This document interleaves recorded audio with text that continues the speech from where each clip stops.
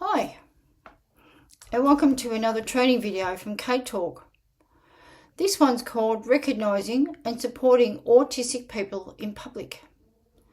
And this is a practical guide for you in the community, parents, carers, grandparents, and anyone else who has an autistic individual, grandchild, son or daughter under their care. Let's get on with the presentation. Looking at me, you would have never thought that I would be autistic or neurodiverse, would you? Or I have hidden disabilities. Or that in the past I had behavioural issues and that I wasn't able to hold a conversation with anyone or make decisions for myself either. I'd also stay very quiet in the background when I was younger, because I was always 3 conversations behind everyone else in the group. Back then I had no social life and no way to communicate my frustrations to anyone. So when I was in primary school, I remember sometimes I'd sleep in bed all weekend and then I'd go to school on the Monday, and I feel like I would be hanging my head in shame. I would be on my own. I could never join in parties. If I ever had a birthday party, I'd be in my room playing my music and everyone else would be outside having a good time. I didn't even know I had auditory processing disorder, something I strongly believe I still have today, along with very high sensitivity or central sensitivity syndrome. Understanding autism. Autism is a lifelong difference in how a person experiences the world. It's not an illness, and no, you cannot fix it either. I once had someone who told me, or told someone else to tell me, to go and have an operation to reverse my autism so that I could become their normal and then they would accept me. Because they just don't understand me. Autistic people often think, communicate, and process their senses in their own way. It is a spectrum. Every autistic person is different, with their own strengths and needs. Many autistic people show no visible signs. You usually can't tell just by looking. But a little understanding and patience in public spaces is far more welcoming for everyone and goes a long way. Signs you might notice: avoiding eye contact or looking away while talking and listening. So if I'm in a conversation and I'm talking to people, the only way that I can do that is by looking up or looking away at an object and then focusing on that object, either on the ceiling or somewhere that has caught my eye, so then I can get the information out of my brain to tell them what I'm thinking of. If I'm standing up speaking in front of an audience, then I'll have eye contact with everyone and then I'll engage with that audience. So some people might have repetitive movements. They might rock, hand flapping when they get all excited, pacing or fidgeting, or they might carry fidget toys with them. And they might sim, which helps with calm. Doing this is like a stimming. But this could be yelling. And you could see a severely autistic person may do that. Check out the Fathering Autism videos and see what their daughter Abby does. Strong reactions to noise, lights, crowds or smells. Covering ears or eyes. Talking language literally or needing extra time to respond. Deep focus on a favourite topic, object or routine, or appearing distressed in busy places. But these are only possible cues. Never assume or diagnose. Many autistic people may show none of them. Other people may come up to you and start talking to you about their favourite obsessive topics. Trains, computers, electronics, science, the weather, dinosaurs. They might know every single country in the whole world. Mathematics. And you go, yeah, but you can't engage with them because they've got that talent that you may not have. Communication and sensory differences. Some autistic people are non-speaking or non-verbal and may use devices, cards, pictures or gestures, or even sign language. Others speak well, but find small talk, sarcasm or figures of speech really confusing. Processing information takes time. A pause before answering is not rudeness or ignoring you. Bright lights, background noise and crowds can feel overwhelming and even painful. Sunglasses, ear defences or noise-cancelling headphones are common, helpful tools for comfort.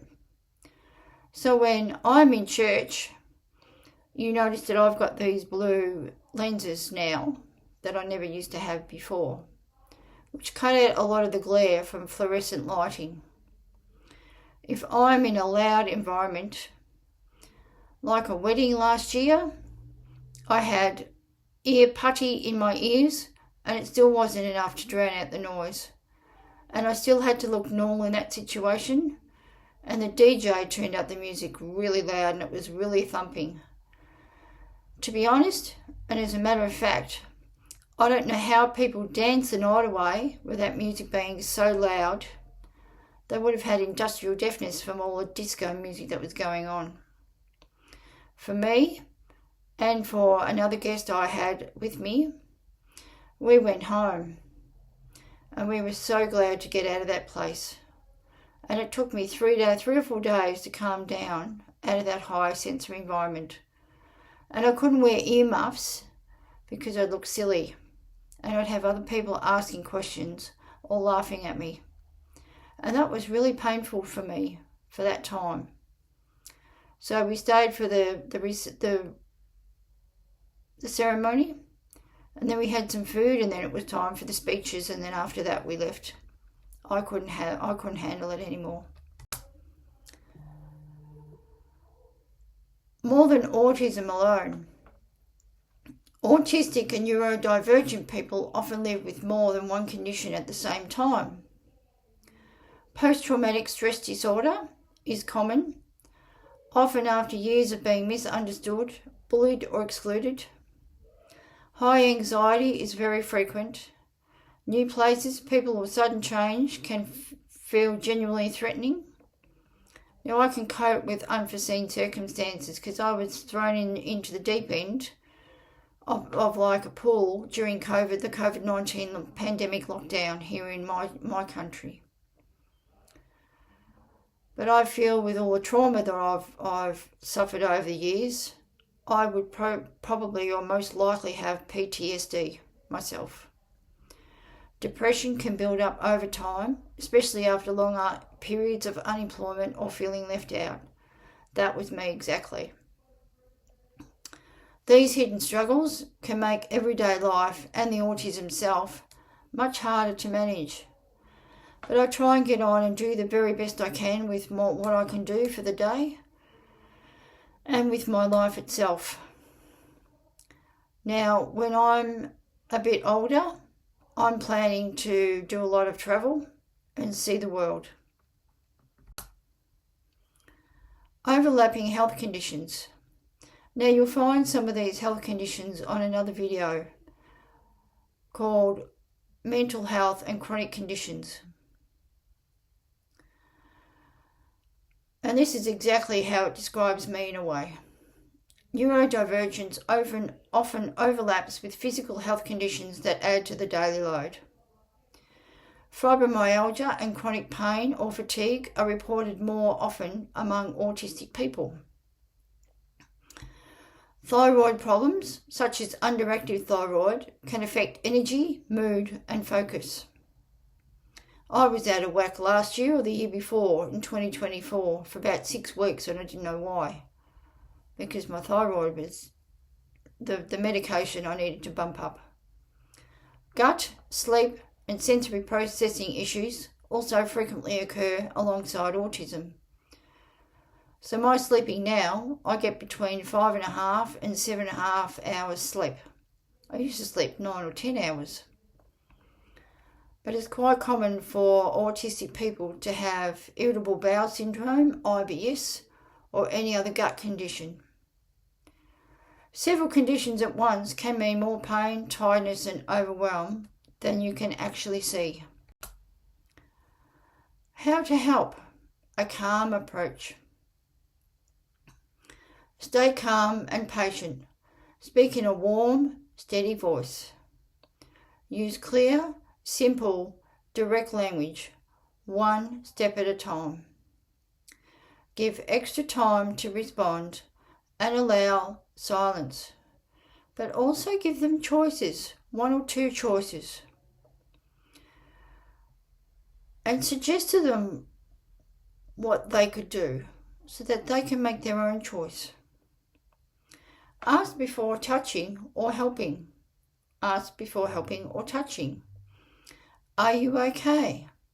Can I help? Reduce pressure. Lower your voice. Step back and give space. Come down to their level if necessary. Respect stimming and comfort items. They help the person cope much better in this situation. What to avoid? Don't stare, crowd, or let a group of onlookers gather. Don't remove comfort items or block calming movements like rocking. Avoid sudden touch, loud instructions, or rushing the person. Don't assume rudeness, disobedience, or bad behaviour. Skip sarcasm, idioms, and vague and open-ended questions. Don't insist on eye contact or a handshake from them. If someone is overwhelmed, a meltdown or shutdown is a response to overload, not a tantrum or a choice. Reduce input, lower noise and light, move onlookers along, create space for them. Keep your words few and your tone gentle and give them time. If it's safe, look for a carer, an ID card, or a medical bracelet. Keep them safe from hazards such as roads without restraining them. Don't take it personally. Recovery can take minutes to hours to days. Call for help only if there is a genuine safety risk. Strategies for parents and carers. Prepare ahead with visual schedules, social stories, and what to expect chats.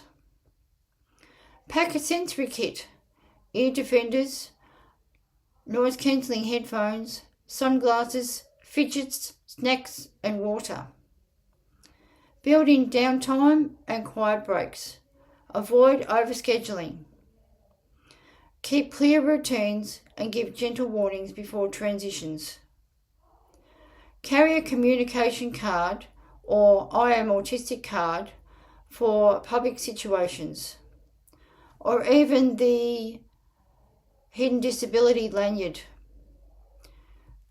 Go to hiddendisabilities.com.au and get one over the internet, or you can check them out at major train stations around here in Australia. Celebrate strengths and progress and look after your well-being too, your own well-being too. for grandparents and extended family. Follow the parents' lead on routines, foods and calming strategies. Learn what your grandchild loves and join in with their interests. Keep visits predictable. Give warning before changes or noise. Accept stimming and sensory needs without correcting them. Offer practical help, respite, cooking or transport so parents can rest and rejuvenate from their care of their autistic son or daughter. Show unconditional love and patience. Connection matters more than fitting in. Just accept them for who they are and what they are, not for their disability. Do you see the dear person first before the disability? Or do you see the disability first before the person? I'm going to put up my hand. What do you see? Do you see something behind that hand? Or do you just see a hand? If I spread my fingers and bring it down a bit, what do you see? Do you see the person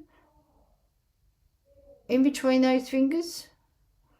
Do you see that there's someone there with autism who could be given a fair go, who could be accepted and understood if you only learn about their disorder and want to help them as much as you possibly can and give them a chance rather than exclude them, but include them? What do you see? Do you see me behind that finger, those fingers, or behind that hand? It's a good exercise, isn't it? Key takeaways. You often can't tell someone is autistic. Lead with kindness for everyone. Watch for possible signs, but never assume or diagnose. Stay calm, give space and time, and ask before helping. Families, prepare, keep routines to the absolute max, build in breaks and support each other. Autism rarely travels alone. Anxiety, PTSD, depressions, and conditions like fibromyalgia or thyroid issues often overlap, as well as IBS. Small acts of understanding make public spaces welcoming for all. And do you know, have you ever heard of the vagus nerve? The vagus nerve travels from the back of your head right down to your gut. And it is the thing that affects everything. Have a look and Google vagus nerve and fibromyalgia, vagus nerve and autism, vagus nerve and thyroid issues, or vagus nerve and asthma, and also PTSD or anxiety and depression. You'll be surprised what the results come up with. I did that earlier this year and I was fascinated by what it actually gave me, those answers. It wasn't medical information I could have got from a GP, but it was fascinating just to see what the actual condition was when you have your vagus nerve interacting and overlapping with all these other conditions also. Thank you for taking the time to learn how to recognise and support autistic people in public. Every small act of understanding helps build a kinder, more welcoming community and world for all. Here are my contact details. Should you have any further information or wish to check out the courses on the shop page, the blog, or any other videos on my YouTube channel, all the links are there. Down the bottom of the menu, there are a couple of news stories which have made it into 450 plus news platforms globally around the world, and another one that 600,000 people a month read in the USA today. And there's another one there that I am a speaker on the USA Autism, and most of my courses are going to be in their learning platform next year also. That's the end of this video. Thanks for watching. You know you want to hit that subscribe button. Yeah, go for it. Please like, comment and share these videos with others. It'd be really greatly appreciated. I'll look forward to seeing you in the next one. Bye for now.